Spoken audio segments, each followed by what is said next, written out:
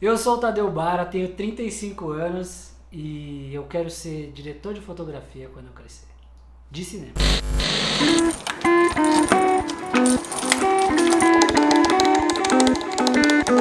Há um tempo atrás eu tive uma ideia de criar uma série de vídeos conversando com pessoas sobre trabalho, carreira, a vida, mudanças e tudo.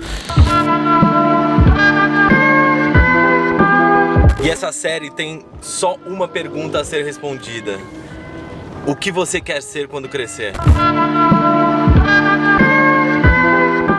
Hoje eu tô aqui com o Tadeu para falar do que ele vai ser quando crescer. A ideia aqui é conhecer um pouco da rotina dele, conhecer um pouco de por onde ele começou, para onde ele quer ir, os caminhos que ele trilhou até chegar aqui e o que vai ser daqui pra frente, né, cara? Só Deus sabe. Então, Tadeu, o que você faz hoje? Hoje, qual é a sua profissão, assim? Eu sou videomaker. Videomaker. Eu faço direção de fotografia. Só que não é a direção de fotografia ainda que eu quero fazer. É que dentro da área, né, da produção audiovisual, você tem tudo muito... Cada função dentro do cinema, da publicidade, ou mesmo até hoje dentro das produções de conteúdo, cada elemento dentro ali, cada profissional dentro da produção tem uma função, né?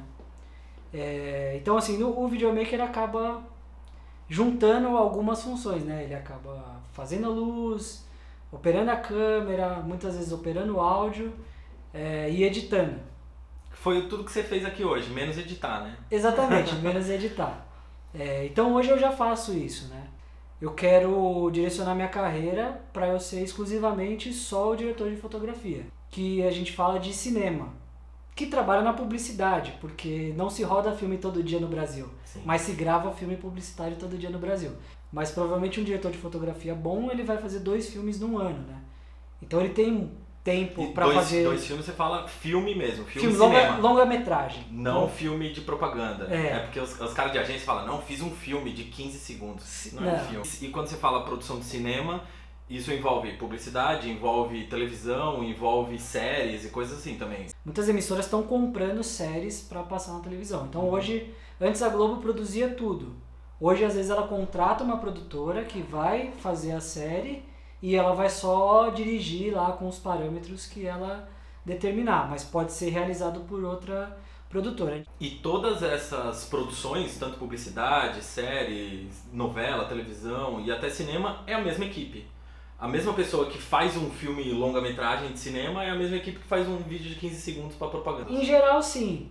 E aí o diretor de fotografia é a mesma coisa, o técnico de áudio é a mesma coisa. Sim, mas aí eu acho que um diretor de fotografia de longa-metragem, de minissérie, ele tem uma relação, por exemplo, em contar uma história longa, né? Então você contar ali um filme publicitário, em geral, você pode fazer um teste em casa, ele tem 30 takes. São 30 segundos, cada take dura 1 segundo, né? Então você não tem profundidade naquilo. Sim. Não existe uma profundidade dentro da história, né? Quase não existe o início, meio e fim, é só o meio e o fim. Né? Você tem que contar uma história em 30 segundos. Mas o que eu digo é, o espectador ele não fica preso ao plano, né? Aí você pega um longa-metragem, você tem planos aí de 8 minutos, um plano sem corte, né? Sim. E aí você precisa criar uma narrativa em cima da fotografia, né? Você não pode estar ali e não manter um padrão de linguagem, né? De enquadramento, de luz, de cor. Então tudo isso tem que acompanhar o filme inteiro. Por mais que o filme... E aí é o desafio, né? Porque por mais que o filme tenha interna, externa, subaquática, helicóptero... Então tudo isso tem que... Drone, né? Ainda se utiliza, né, o helicóptero, mas o drone hoje... Falando do seu dia a dia hoje, você é filmmaker, você ainda não é o diretor de fotografia. Como que é o seu dia a dia, a sua rotina, vamos dizer, um dia de produção? Então vamos supor, vai que veio um briefing pra mim, eu quero fazer um institucional da empresa que vai ter um formato de doc. Eu como videomaker, eu vou pegar a técnica do storytelling, de roteiro, eu vou pegar a técnica da edição, eu vou pegar a técnica da direção de fotografia, eu vou pegar a técnica da direção de pessoas na cena, então eu vou ter que saber um pouquinho... Se tiver ator, se não tiver ator... ou não lá, atores, né? Porque quando você precisa levar o roteiro preciso, do doc ali. Aí tem o diretor da empresa, ou tem a faxineira que vai entrar no filme e tudo, eu vou ter que saber dirigir essas pessoas também, eu vou ter que saber dirigir a cena dessas pessoas. E hoje é comum mesmo eu pegar um filme e fazer praticamente isso só com um assistente, 2 assistentes, um produtor. Então você faz quase todos os papéis da produção. Exatamente. No set. Então é bom você saber de tudo para você poder realizar isso. Sim. E mesmo sabendo a teoria da direção de cinema, você traz isso, porque eu estudei muito cinema. Já fiz bastante filme publicitário na equipe de direção de cena e na equipe de direção de fotografia. Uhum.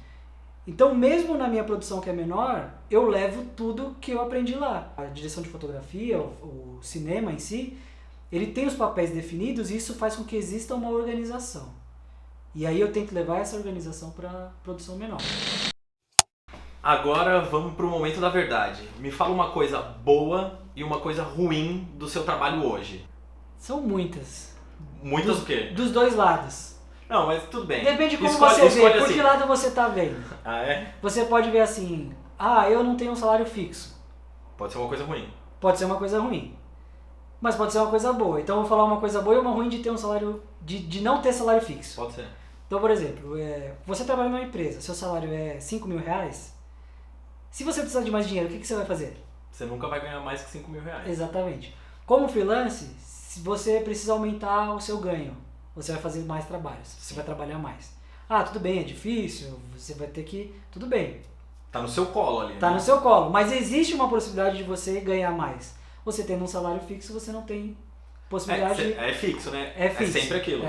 Por outro lado, você não tem nada recorrente. Então todo mês você tem que estar correndo atrás, né? Eu tenho certeza que daqui 6 meses eu tenho essa grana. Exatamente. E também no emprego não tem, né? Mas eu digo mesmo que o videomaker, o freelance, ele trabalha mês a mês, né? Então tem... E por isso que você não pode sair gastando tudo que você ganha, porque no outro mês você pode faturar metade e você vai ter que contar um mês pelo outro. E no outro mês a metade da metade, você nunca sabe, você né? nunca sabe Mas como pode ter o triplo um dia. Aí. Exatamente. Vai ter mês que você vai ganhar o triplo, o quádruplo, e aí você tem que saber, né? Equilibrar, porque é o faturamento que você tem do ano e não é do mês a mês. Mas você acha essa coisa do não ter um salário fixo uma coisa boa ou uma coisa ruim? Coisa do seu boa. ponto de vista. Coisa boa, porque eu tô 8 anos no mercado, então eu aprendi a trabalhar com isso. E aí uma coisa boa do mercado audiovisual, se você trabalhar bem, vamos supor, você é um produtor, você não me conhece, aí um amigo em comum te indicou, falou, chama o Tadeu que ele é bom para fazer esse tipo de trabalho. Se eu for e fizer o trabalho bem com você, eu tô na sua lista e você sempre vai me chamar. Sempre que tiver trabalho eu conto com você. Sim, porque existe um número maior de trabalhos do que de pessoas no mercado. É mesmo? Sim. A demanda é maior. A demanda é maior. Os profissionais bons não são de acordo com a demanda.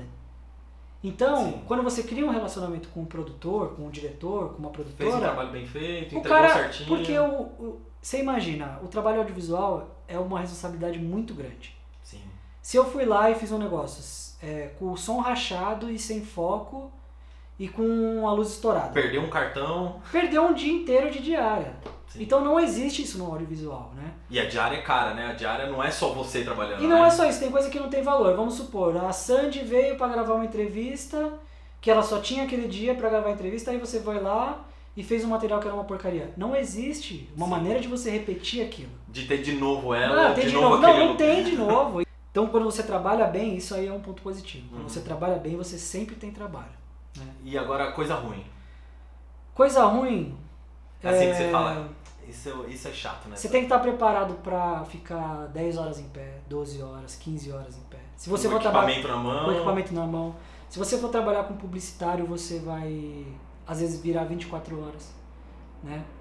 Porque não tem como repetir aquele filme, fazer outra produção, então vai se adicionando horas. Então é normal um filme publicitário. Vai esticando. Vai esticando. Eu fiquei 23 dias na China, eu tive um dia de folga. Ô, louco! Então eu trabalhei todos os dias, em média 12 horas, né, para um dia de folga. Não, lógico, é 12 horas na produção, né? É. Porque depois você chega, tem que descarregar os cartões, descarregar as baterias, vai mais 2 horas aí. Sim, isso, né? E outra, e quem tá na equipe de câmera, eu tinha essa função, que eu gravava, descarregava e voltava do trabalho, né, depois de ter gravado 8 episódios, eram para ser 8 episódios, 1 tera de material, 23 dias de gravação e o HD comigo. E você tem que voltar pra produtora com o HD O embaixo do HD, braço ali. então você vai já tem 30 dias de trabalho de uma equipe inteira aqui e um programa inteiro e esse HD tá comigo, tipo... É uma responsa. Você tem que ter noção disso, você tem que estar ciente que você quer trabalhar no audiovisual, a primícia é responsabilidade, você tem que ter responsabilidade. Agora, voltando um pouquinho no tempo, quando você era criança, assim, quando você tinha lá seus 10, 12 anos, começou a entender o que era trabalho, o que você queria ser quando crescesse? Eu sempre soube que a minha área era a área de exatas, isso eu sabia desde muito novo. Mas... Tá bom, continua. Filmmaker não parece muito exato, parece Não. um pouco mais criativo do que Então, exato. mas porque a fotografia ela tem o lado artístico, mas ela é 100% matemática. Sim. Tanto que É técnico, é muito técnico. é muito técnico, né? E hoje a gente vai chegar aqui. Tá, Mas com uns 8 anos de idade, meu pai comprou o videocassete Uhum. e eu era o único que sabia programar o videocassete para gravar. E eu tinha uma teoria de que assim, tudo que era do videocassete... É difícil falar de videocassete hoje dentro do YouTube, né? Cara, videocassete era um negocinho lá, você colocava uma fitinha, ele fazia um barulhinho. Não, eu acho que a maioria das pessoas sabem o que é um videocassete, mas é muito louco falar de videocassete dentro do YouTube, né? Sim, a gente tá falando aí de 27 anos atrás. Eu tinha uma lógica na cabeça de que eu podia apertar qualquer botão, que aquilo era uma programação e aquilo não era elétrico e ia fazer a coisa queimar. No máximo que eu ia fazer ia desconfigurar uma coisa, mas não ia quebrar. Eu não li o manual, mas um dia eu peguei o controle e apertava botão por botão para saber o que cada botão fazia. Uhum. Então isso é a memória mais remota que eu tenho, assim, e aí eu fui identificando que isso fazia com que eu fosse dar exatas. Mas na adolescência, assim, que eu queria ser mesmo, tipo assim, falar, não, eu queria, com 13 anos eu queria ser skatista profissional.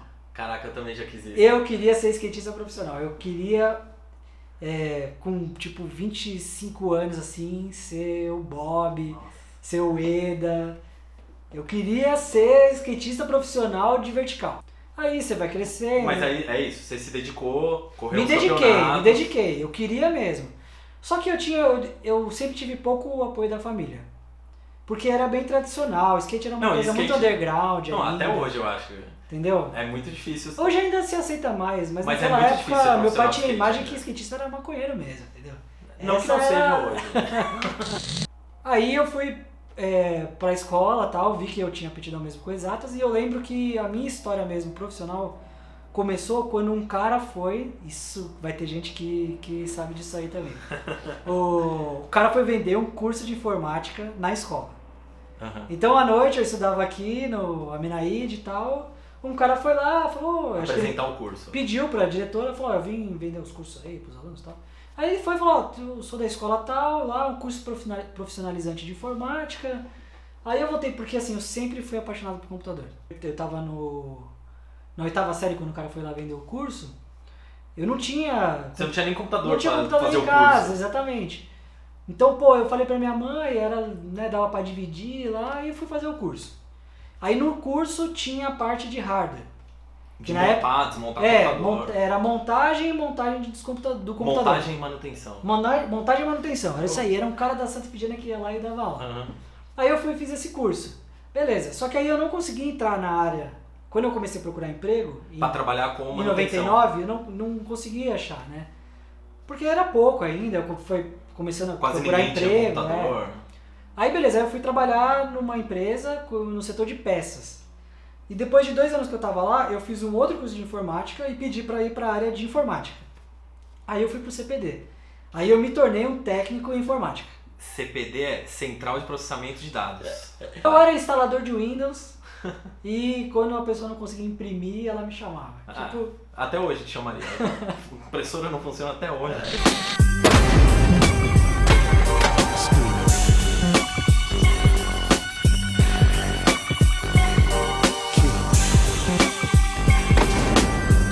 aí nessa trajetória eu fiquei 10 anos.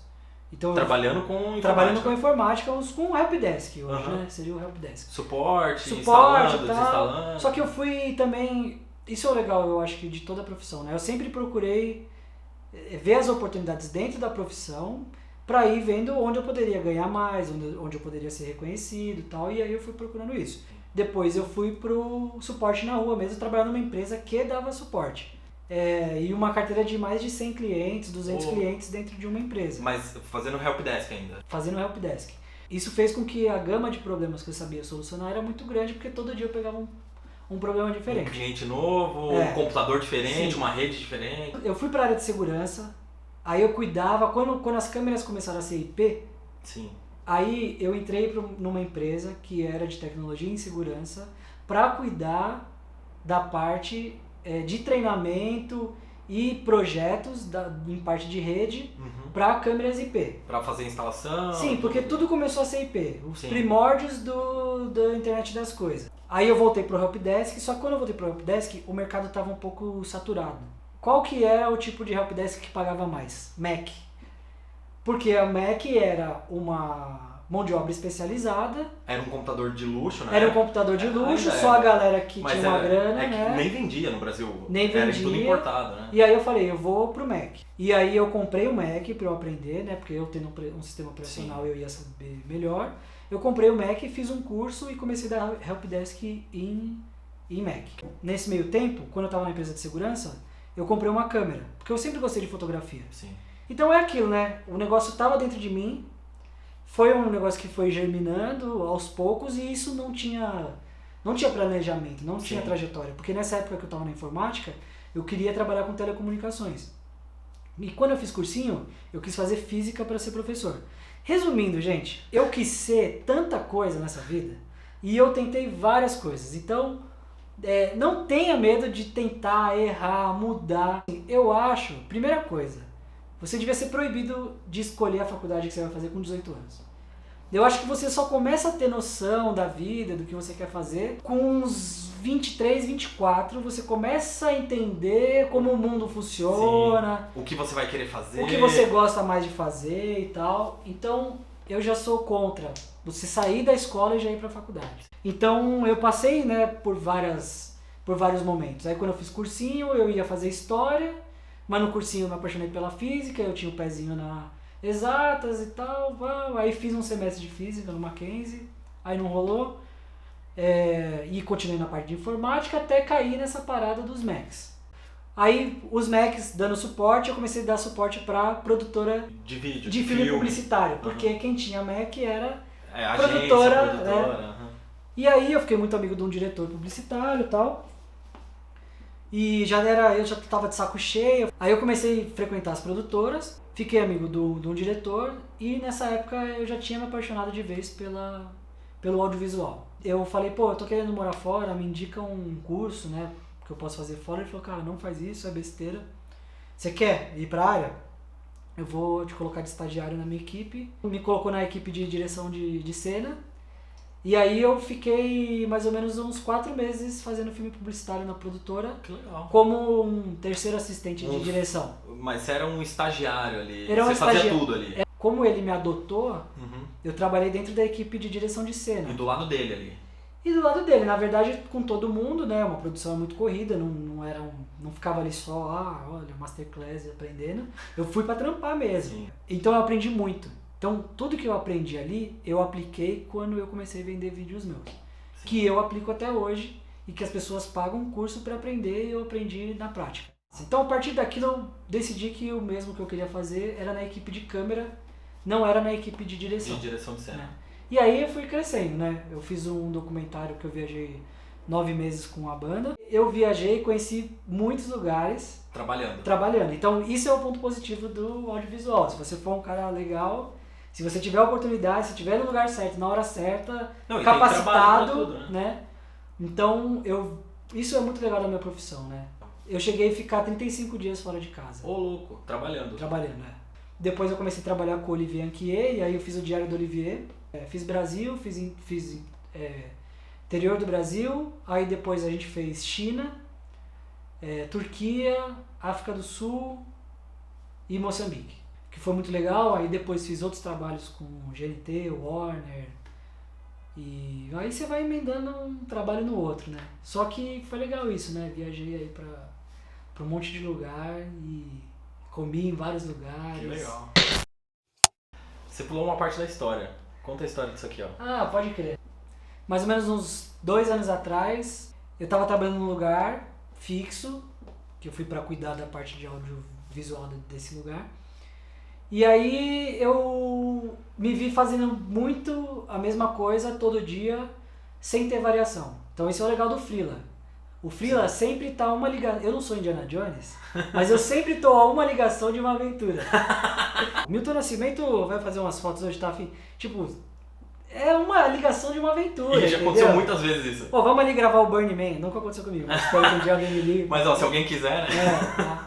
Então eu tava ali muito na rotina e tal, e aí Fazendo a mesma coisa, mesmas pessoas, mesmas mesmos pessoas, clientes. tal, sem variação.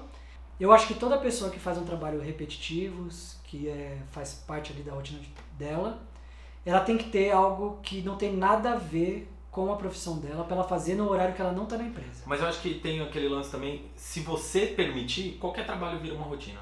Exatamente. Apesar de você falar aí que você é filmmaker e no audiovisual você tá uma ligação de uma aventura, você poderia também não estar. Sim. Se você tivesse fechado ali, criou um produtinho seu, você quer só trabalhar ali, você Eu também podia não ia. trabalhar nessa empresa Você podia estar mais nessa 10 rotina. anos, exatamente. Não, até mesmo como freelancer, você fala, só faço banda. Exatamente. Você vai fazer a mesma coisa exatamente, sempre. Você pode se fechar e cair num... Tem gente que se adapta à rotina, foi feito Sim. pra rotina. Mas gosta, é isso, eu acho né? que só o que eu queria dizer é, qualquer profissão permite isso, qualquer área de trabalho permite isso, Você se você se fechar- permitir. Se você se fechar. Já era, né? Eu decidi que eu tinha que ter uma distração que não tivesse nada a ver com o meu trabalho, para aquelas horas que eu estivesse lá fora, eu não fazer nada... Não pensar em fotografia, não não pensar pensar em em fotografia, filme. Então o que que cara, eu sempre gostei de marcenaria, meu pai sempre mexeu com madeira, Videogame sem nem um pouco. Gosta. videogame sempre eu gostei e tal, e aí eu fiz um curso de marcenaria, que era justamente para eu Ir pra outro lado. ter uma ponta, eu quero fazer cadeira em casa, ficar lixando lá, Sr. Miyagi e tal. E aí eu fiz um curso de marcenaria. Eu já manjava um pouco, né, por causa dos skates, porque eu fiz muita rampa de skate de madeira, né. Sim. Todo skatista manja de foto, Palquinho. vídeo e marcenaria. Pode né? crer. Você já sai com esses skills. E aí eu fiz esse curso, no mesmo tempo eu conheci o Raspberry, A plaquinha, a gente já falou muito aqui né? no Nesse canal aí tem tudo de Raspberry e juntou uma coisa com a outra. Eu decidi que eu ia fazer fliperama. Aí eu montei uma marca, Só que, passou de ser um hobby só. Né? passou de ser o hobby, virou uma marca e eu faturei uma grana com isso. Não, você fez eventos Fiz gigantescos. evento Tem marcas É, milionárias que gastaram dinheiro com você. fiz CCXP, Lollapalooza, fiz uns eventos menores, mas os maiores que eu fiz foi o Lollapalooza e a CCXP. Então, se você jogou fliperama aí no Lollapalooza, CCXP e alguns outros eventos aí, foi o Tadeu que fez esses fliperamas. Foi isso aí. Essa aqui é uma réplica do Moon Patrol que aparece no Karate Kid. 2. E a máquina de 1982, Ô, louco. eu fiz a réplica. Tipo, não existe um projeto dessa máquina. Que não seja o seu. Não, e que assim, aberto na internet pra você fazer. Sim. Você foi Eu lá, fui, pesquisou, eu peguei, pegou foto. desenhei, fiz o desenho no computador, imprimi um adesivo, colei esse adesivo numa madeira, cortei, fiz um gabarito, Montou placa, montou monitor. tirei montou todas as tudo. medidas, então criei uma matriz para fazer e replicar. Então assim, eu sempre procurei fazer uma coisa que me diferenciasse do mercado. Então eu falei, não, eu quero fazer réplica, eu vou vender só réplica. Não vai vender só os fliperaminha Não, eu não lá. quero, e eu não vou fazer desenho em baixa, juntando o Street Fighter com Mortal Kombat e fazer a lateral. Gruda, adesiva tudo, imprime no sulfite e põe aí. Eu queria que o cara tivesse na sala dele uma réplica. Aí com isso as marcas começaram a me procurar, porque, por exemplo, o Bradesco, para fazer o Lollapalooza, ele queria fazer um ambiente anos 80. Na CCXP era o stand do jogador número 1. Que também tem a ver com videogame. Que tem a ver e tal, a E gente a do fez. Netflix?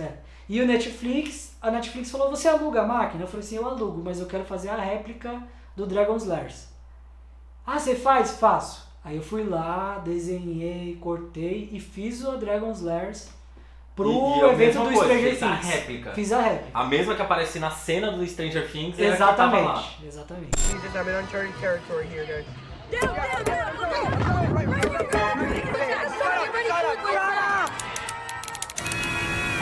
No, I hate this overpriced bullshit, son of a piece of shit. O que seus pais queriam que você fosse quando você era criança? Não, ou quando você começou a pensar em trabalho, o que seu pai e sua mãe falaram? Você tem que ser Funcionário público. Funcionário público? Caraca, essa daí. Da polícia. Dureza, hein? Funcionário público. Você não passou nem perto disso. Cara, eu prestei concurso. Uhum. Graças a Deus eu não passei. Eu até pensei um tempo fazer perito fotográfico. Trabalhar na polícia. Trabalhar na polícia e tal. E... Tipo Dexter. Cara, tipo Dexter. Eu pensei muito, eu falei assim, eu acho que eu quero ser o Dexter. Até tem um livro aqui. Você até comprou de uns rolos de público. plástico e tudo? Não, isso aí já tem a técnica toda. Hoje se eu precisar assassinar alguém... Umas navalhas. guardar Que conselho você daria agora pra quem tá assistindo lá, que está prestes a tomar uma decisão do que vai ser, do que quer ser quando crescer? Assim, a pessoa tá prestes a tomar essa decisão. Se você pudesse dar um conselho com todas as suas experiências, suas áreas, o que você falaria pra essa pessoa? Eu falaria o seguinte, se o seu mundo não é expandido, o meu mundo ele só se expandiu quando eu saí do bairro. Então pense geograficamente. A que área você está restrita geograficamente? Ah, eu moro na Água Fria e o meu raio de lugares que eu frequento e pessoas que eu convivo é o meu bairro. Uhum. Ah, não, é a minha região, é a Zona Norte. Ah, não, é a minha cidade. Então pense geograficamente, né? E se o seu espaço ele é restrito, dificilmente você vai ter certeza daquilo que você quer fazer. Sim. Então a minha cabeça abriu quando eu fui fazer cursinho, porque eu estava restrito ao bairro. Porque eu nunca tinha viajado para fora, nunca tinha viajado para um lugar, para um estado a não ser Minas Gerais, né, falando assim da minha adolescência. Quando eu fui pro cursinho, eu saí da minha zona e conheci um mundo maior, porque eu tinha professores ali que tinham mais experiências. E depois que eu fui trabalhar na primeira empresa, eu tive uma visão maior, né? E consequentemente as coisas foram crescendo. Então a primeira dica é, expanda o seu limite geográfico para você saber e conhecer mais do mundo, assim, o que você pode ser. E aí tenta identificar, sou da humanas, sou de exatas, o que eu gosto, o que eu não gosto e tal. Pô, identifiquei ali o que eu tenho uma afinidade. Procura saber como que você pode ir lá e participar daquilo. Ah, eu quero ser médico. Mano, bate lá no hospital, conhece uma enfermeira, conhece não sei o que e fala assim, ó, na medida do possível, como que eu posso vir aqui e passar um dia inteiro com você? Ah, eu quero trabalhar com cinema. Mano, busca aí, o que eu falei, um direct, você fala com alguém de produção, fala, eu posso participar um dia, eu quero só assistir, tô querendo... Então, assim, hoje você tem acesso a todas as pessoas de todas as profissões. Então tente ir lá e ver, e passar um dia, e pesquisar, e ver se você tem afinidade com aquilo mesmo. Mesmo assim, se você escolher... Ou até trabalhar com isso mesmo. Você pode começar, trabalha lá 3 meses, 6 meses, o que seja. Sim, faça curso. Não faça faculdade, faça curso. Não quer fazer curso? Você tem um monte de plataforma hoje digital para estudo. Só conectando com isso, você está falando de expandir os lugares que você frequenta e tudo. Hoje a internet permite que você faça isso sem sair de casa, apesar de eu achar que todo mundo deveria sair de casa. Mas você pode ir lá e assistir um vídeo sobre isso, um documentário sobre aquilo, assistir uma entrevista com outra pessoa que você nunca pensou que existia. Dá pra você frequentar esses lugares em casa, né? Qualquer coisa. Você quer trabalhar com vídeo? Vai no Pinterest e digita making off. Sim. Cara, você vai ver lá um monte de foto, de bastidor, de vídeo pra você saber como você vai montar uma luz, por exemplo. Pode crer. Isso é normal. Vou fazer um filme e eu quero pesquisar determinada luz. O Pinterest hoje, na verdade, ele é minha referência pra tudo. Vou decorar o meu quarto. Eu pergunto pro Pinterest Pode crer, quero ser como arquiteto. são quartos bonitos, geeks? O Pinterest me mostra como são quartos geeks. Tem tudo lá. Né? Então, assim, aí você fala, pô, escolhi errado. Tô na minha profissão e... Cara, não gostei do que comece a pensar como você quer estar em determinado tempo. Então você trabalha hoje, trabalha no escritório, tá de saco cheio? Então você fala assim, daqui 1 ano eu quero ter a minha quitanda de barraca de frutas na esquina da minha casa. O que eu vou fazer hoje para daqui 1 ano eu ter uma quitanda? Sim. Eu acredito nisso. Pode ter variantes? Pode. Mas se programe. Você pode mudar de decisão? Pode. Pode, não tem As problema. coisas acontecem, né? Mas você vai... A questão é, pense e comece a fazer agora. E esse ano eu passei por uma fase da profissão que eu me questionei muito, né? E aí eu falei, por que eu não fiz tal coisa Há 5 anos atrás. há 5 anos atrás? Sim. E aí eu falei, eu vou ter um foco pro que eu vou fazer nos próximos 5 anos. Sim. Eu vou deixar aí todos os contatos do Tadeu, os trabalhos dele, tudo. Deixe seu like, deixe suas perguntas. Se você tiver qualquer dúvida sobre filmmaking, pode perguntar aí nos comentários. O Tadeu vai estar aí também respondendo todas essas perguntas. Vou ficando por aqui. Muito obrigado por assistir esse vídeo. Agradece também sua audiência. Pô, valeu. Curte lá, segue lá que a gente vai manter esse contato.